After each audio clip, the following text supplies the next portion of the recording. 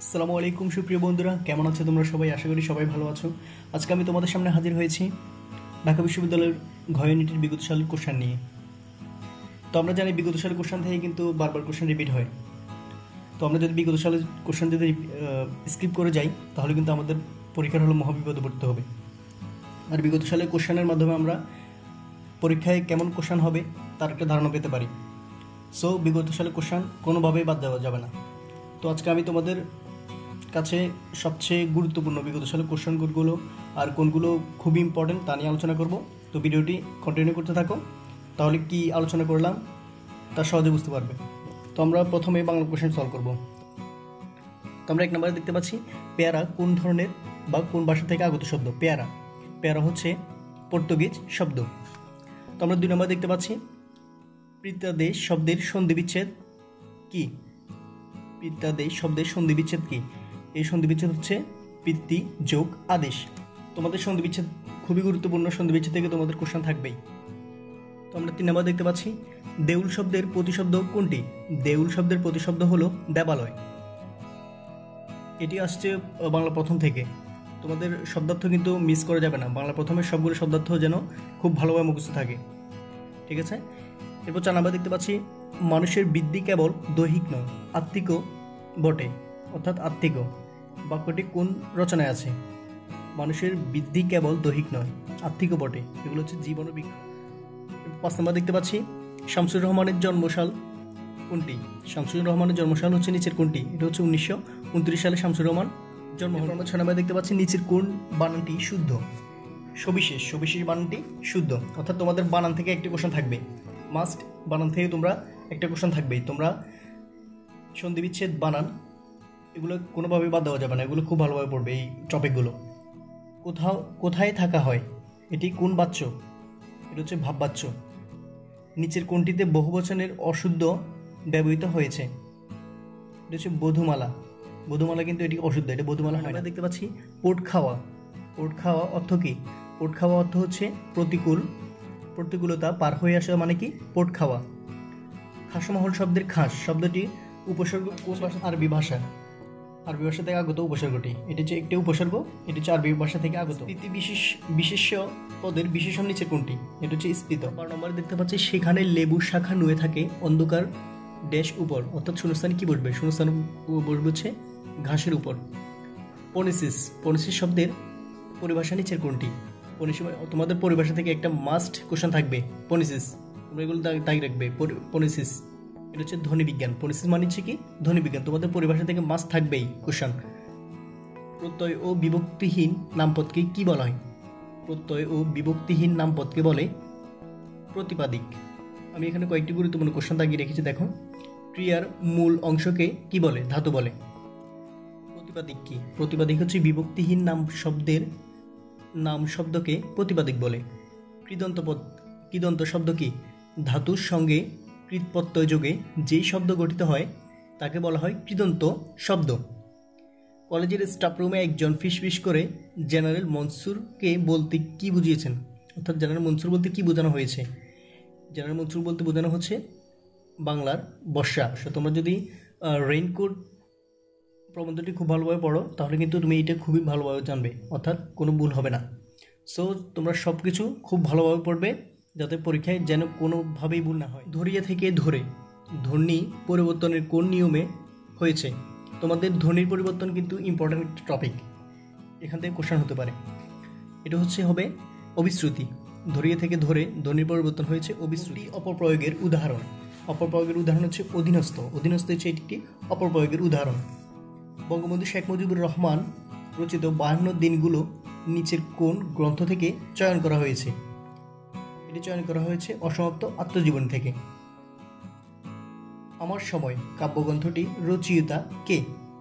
আমার সময় কাব্যগ্রন্থটি রচিত হচ্ছে আবু জাফর ওবায়দুল্লাহ। তোমরা লেখক পরিচিতি, পাঠ পরিচিতি সব কিছু খুব ভালোভাবে পড়বে, তাহলে কিন্তু তোমরা কোশ্চেনগুলো আনসার করতে পারবে, কোনো কিছু বাদ দেওয়া যাবে না। শব্দে উপসর্গটি ভিন্নার্থে প্রযুক্ত, এটা হচ্ছে উপকণ্ঠ।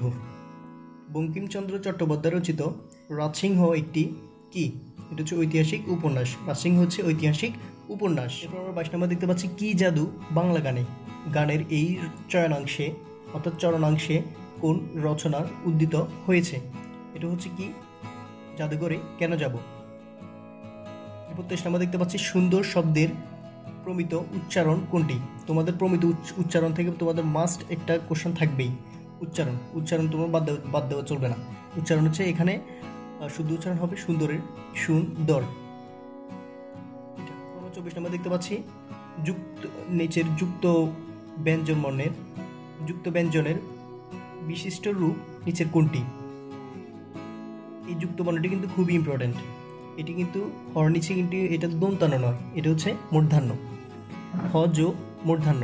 তোমাদেরকে আমি টেকনিক শেখাবো, এটার মধ্য দিয়ে তোমাদের দন্তান্ন আর মূর্ধান্যর মধ্যে কোনো কিছুতে ভুল হবে না।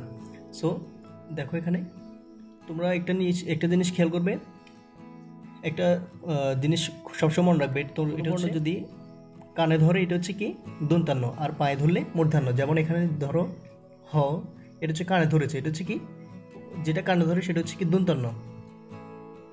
আর যদি এখানে এভাবে থাকে এটা হচ্ছে মূর্ধান্য। এভাবে তোমরা সবগুলো যুক্তবর্ণ এরকম দেখলে সেগুলো দাগিয়ে দেবে। কানে ধরলে দন্তান্ন, পায়ে ধরলে মূর্ধান্য। এটা খুব ভালোভাবে মুখস্থ করে নেবে। 25 নম্বর দেখতে পাচ্ছি বাংলা ভাষার মৌলিক স্বরধ্বনি কয়টি? বাংলা ভাষার মৌলিক স্বরধ্বনি হচ্ছে 7টি। এখানে খুবই গুরুত্বপূর্ণ কয়েকটা এমসিকিউ টপিক দেওয়া হয়েছে। দেখো রসস্বর কয়টি? রসস্বর হচ্ছে 4টি। দীর্ঘস্বর কয়টি? দীর্ঘস্বর হচ্ছে 7টি। মৌলিক স্বর কয়টি? মৌলিক স্বর হচ্ছে 7টি। যৌগিক স্বর 2টি।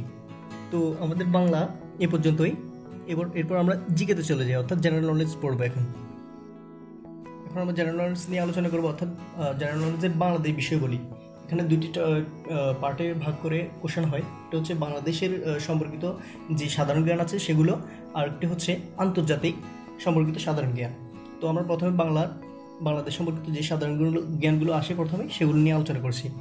1 নম্বরে আমরা দেখতে পাচ্ছি রাশিয়া ব্যতীত অন্য কোন দেশ রূপপুর পারমাণবিক বিদ্যুৎ কেন্দ্রে নির্মাণে সহায়তা করেছে? রূপপুর পারমাণবিক বিদ্যুৎ কেন্দ্রে সহায়তা করেছে কে? এরপর এখানে আরেকটি কোশ্চেন আমরা ইম্পর্টেন্ট দেখতে পাচ্ছি। 2023 সালে এটি জাতীয় গ্রিডে বিদ্যুৎ সরবরাহ শুরু করবে, 2023 সালে।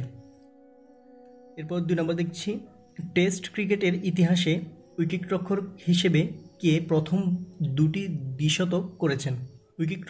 আমাদের খুব সহজে এটা মনে রাখবো কী হবে, আমাদের উইকেট রক্ষক কে?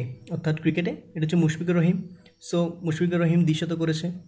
এই যে দেখো এটাই আনসার সি। নির্মাণাধীন পদ্মা সেতুর মূল দৈর্ঘ্য কত? এটা কিন্তু খুবই ইম্পর্টেন্ট কোশ্চেন। এটা হচ্ছে 6.15 কিলোমিটার। তোমরা এখানে কিন্তু ভুল করবে না, এটা মাস্ট বি ভালোভাবে মুখস্থ। 4 নম্বর দেখতে পাচ্ছি বাংলাদেশে প্রথম আন্তর্জাতিক অপরাধ ট্রাইব্যুনাল অ্যাক্ট কত সালে পাশ করা হয়? এটা হচ্ছে 1973 সালে। ঢাকা সেনানিবাসে আগরতলা ষড়যন্ত্র মামলার স্মৃতিবিজড়িত জাদুঘর কোনটি? এটা হচ্ছে বিজয়কেতন জাদুঘরকে স্মৃতিকাতর জাদুঘর বলা হয়। পাট দিয়ে তৈরি সোনালী ব্যাগের প্রধান আবিষ্কারক কে? অর্থাৎ পাট দিয়ে তৈরি সোনালী ব্যাগের প্রধান আবিষ্কারক কে? এটা হচ্ছে ডক্টর মোবারক আহমেদ খান। ডক্টর মোবারক আহমেদ খান। 7 নম্বরে দেখতে পাচ্ছি মাধবকুণ্ড প্রাকৃতিক জলপ্রপাত কোন জেলায় অবস্থিত? এটা হচ্ছে মৌলভীবাজারে অবস্থিত। মাধবকুণ্ড প্রাকৃতিক জলপ্রপাত কোন জেলায় অবস্থিত? মৌলভীবাজারে অবস্থিত। মাধবকুণ্ড মৌলভীবাজার কোথায় অবস্থিত? কোশ্চেন আসতে পারে। মৌলভীবাজার অবস্থিত হচ্ছে সিলেট জেলায়। এরপর 8 নম্বর দেখতে পাচ্ছি বাংলার প্রাচীনতম নগরকেন্দ্র কোথায় অবস্থিত? বাংলার প্রাচীনতম নগরকেন্দ্র অবস্থিত মহাস্থানগড়। বাংলাদেশের সংবিধানে কত তারিখে কার্যকর করা হয়েছে? বাংলাদেশের সংবিধান কত তারিখে কার্যকর হয়েছে? এটা হচ্ছে 16 ডিসেম্বর 1972 সালে বাংলাদেশের সংবিধান কার্যকর হয়েছিল। 1971 সালে মুক্তিযুদ্ধ চলাকালীন সময়ে দ্য কনসার্ট ফর বাংলাদেশ কোথায় অনুষ্ঠিত হয়?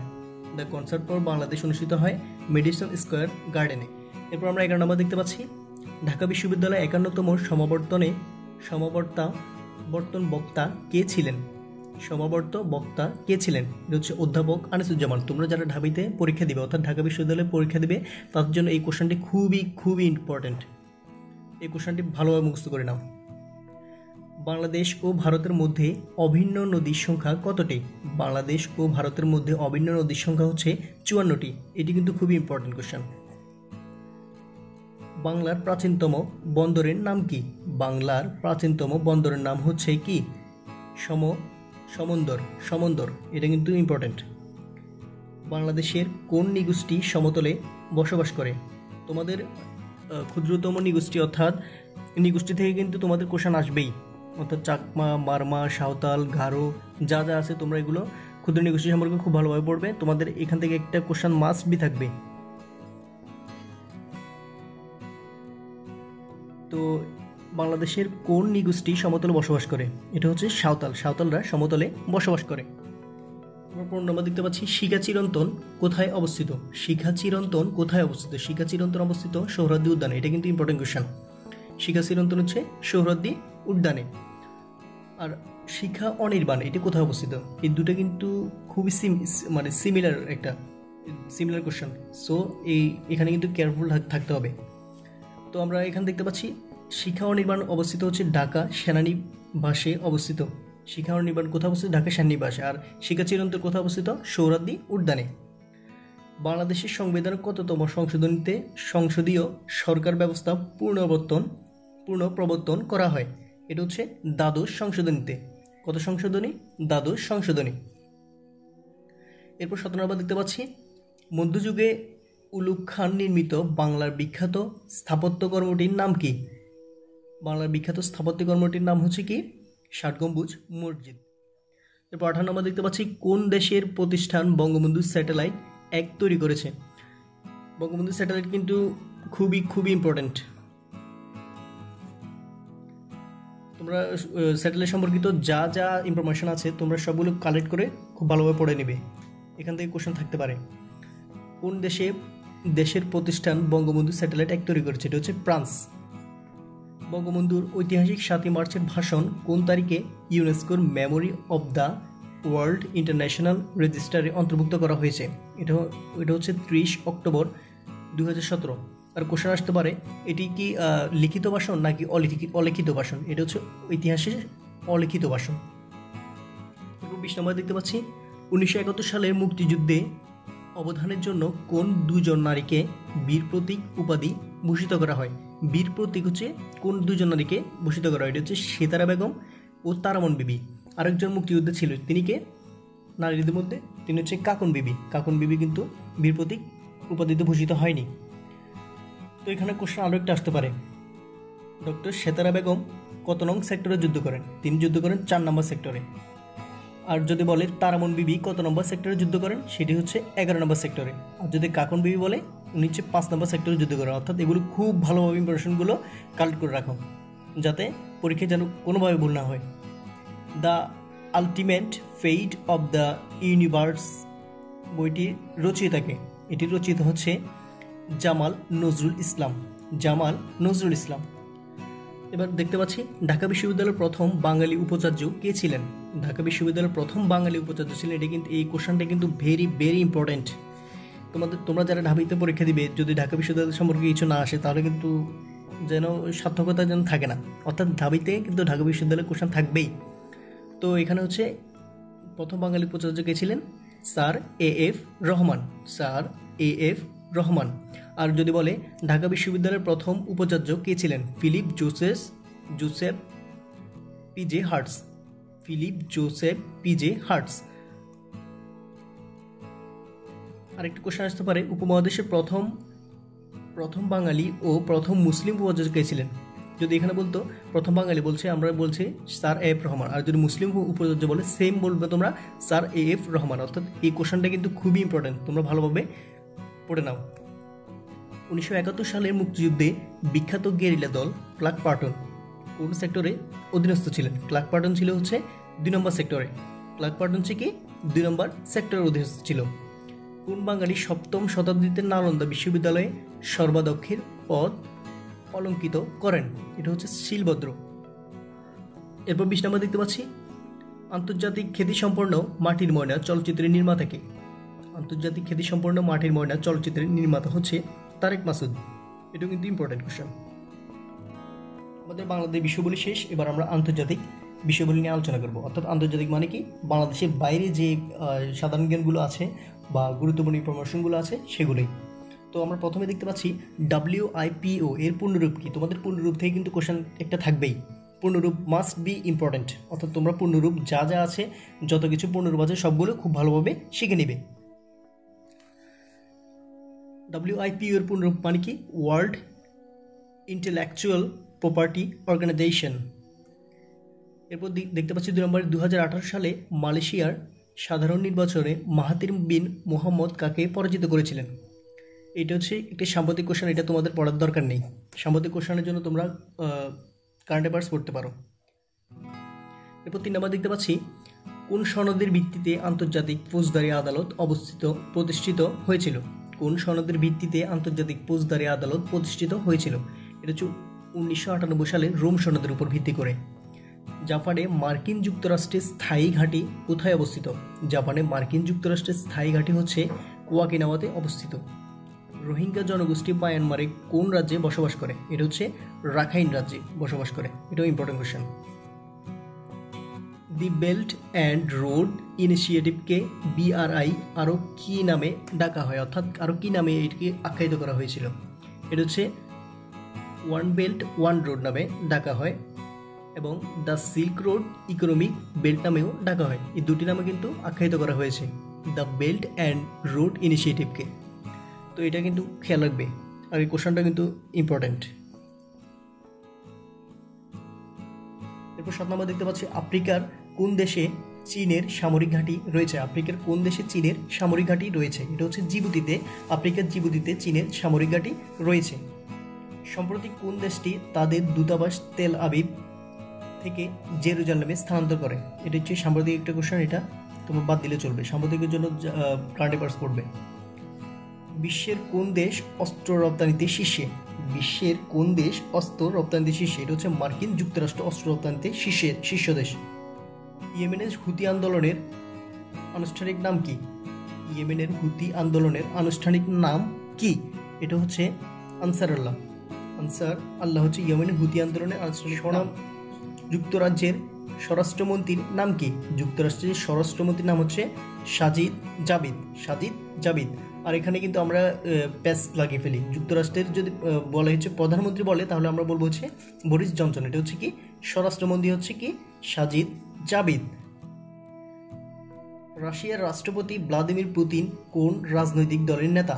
রাশিয়ার রাষ্ট্রপতি ভ্লাদিমির পুতিন কোন রাজনৈতিক দলের নেতা। এটা হচ্ছে ইউনাইটেড রাশিয়া। প্যারিস চুক্তি কি। প্যারিস চুক্তি হলো কি।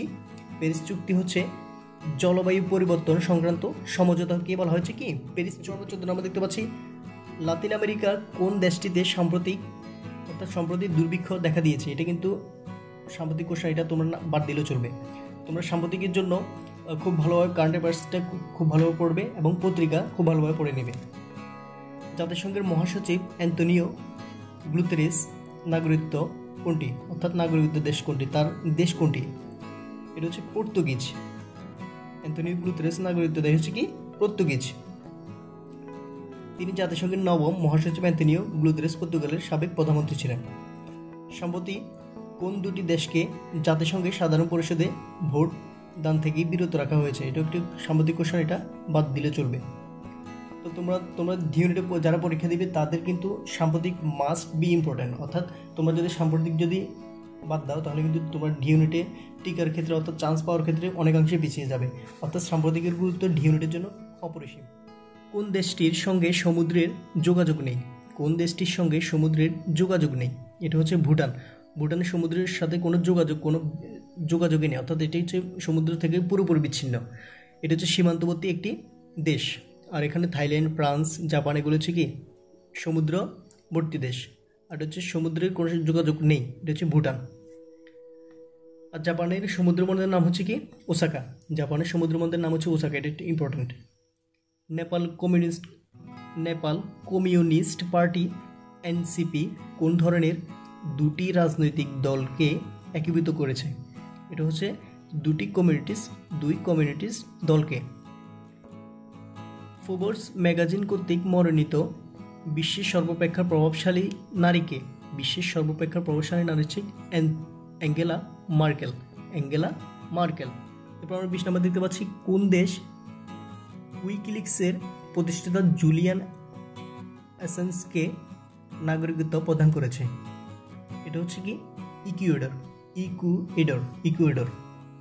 কোন মার্কিন আদিবাসী নারী 2018 সালে মধ্যবর্তী নির্বাচনে জয়ী হয়ে প্রথমবারের মতো যুক্তরাষ্ট্রের কংগ্রেস সদস্য হয়েছিলেন? এটা হচ্ছে শেরিস ডেভিসন। এটা হচ্ছে তোমাদের জন্য এখন গুরুত্বপূর্ণ নেই, এটা বাদ দিলেও চলবে। কোন দেশ চীনের সাথে দ্বিপাক্ষিক বাণিজ্যের জন্য ইউয়ান মুদ্রা ব্যবহার করে থাকে? এটা হচ্ছে পাকিস্তান চীনের সাথে বাণিজ্যের জন্য ইউয়ান মুদ্রা ব্যবহার করে। এরপর আমরা 23 নম্বর দেখতে পাচ্ছি, সম্প্রতি ভারতে স্থাপিত সর্দার বল্লভভাই পটেলের ভাস্কর্যটির রাষ্ট্রীয় নাম কি? এটা হচ্ছে কি স্ট্যাচু অফ ইউনিটি। এটা তোমরা না পড়লেও চলবে, অর্থাৎ সাম্প্রতিকগুলো বাদ দিলেও চলবে। কোন দেশ ব্রিটিশ উপনিবেশ ছিল না? কোন দেশ ব্রিটিশ উপনিবেশ ছিল না? এটা হচ্ছে চীন। বাবেল মানদেব সংযুক্ত করেছে কাকে? এখানে প্রশ্নটিতে একটি বিচ্যুতি আছে। বাবেল মানদেব সংযুক্ত করেছে হচ্ছে লোহিত সাগর এবং এডেন উপসাগরকে, আর পৃথক করেছে, এখানে পৃথকের জায়গায় সংযুক্ত হয়ে গেছে। এটা হচ্ছে পৃথক করেছে কাকে? পৃথক করেছে হচ্ছে ইয়েমেন, জিবুতি এবং ইরিত্রিয়াকে বাবেল মানদেব পৃথক করেছে। তো আমাদের একটা বিষয় খুবই জানা জরুরি হচ্ছে কি, বাংলাদেশ সাধারণত দুটি অংশ, একটা হচ্ছে বাংলাদেশ অংশ অর্থাৎ বাংলাদেশ বিষয়াবলী, আর একটা হচ্ছে আন্তর্জাতিক বিষয়াবলী। তোমরা আন্তর্জাতিক বিষয়াবলীর উপরে খুব ভালোভাবে যেই সাম্প্রতিক কোশ্চেনগুলো আছে সেগুলোর দিকে নজর দিবে, তাহলে আন্তর্জাতিক বিষয় থেকে কিন্তু সাম্প্রতিক কোশ্চেন বেশি হয়। তোমরা আন্তর্জাতিক বিষয়গুলো যদি সাম্প্রতিক ভালোভাবে পড়তে পারো তাহলে কিন্তু তোমরা খুব সহজে কিন্তু কমন পাবে। তো ভিডিওটিতে যদি কোনো বা মিস্টেক হয় আর যদি কোনো বুঝতে সমস্যা হয় তাহলে তোমরা আমাকে কমেন্টে জানাও, আমি তা শুধরে নেওয়ার চেষ্টা করব। তো আজকে আমাদের আলোচনা এই পর্যন্তই। সবাই ভালো থেকো। আসসালামু আলাইকুম।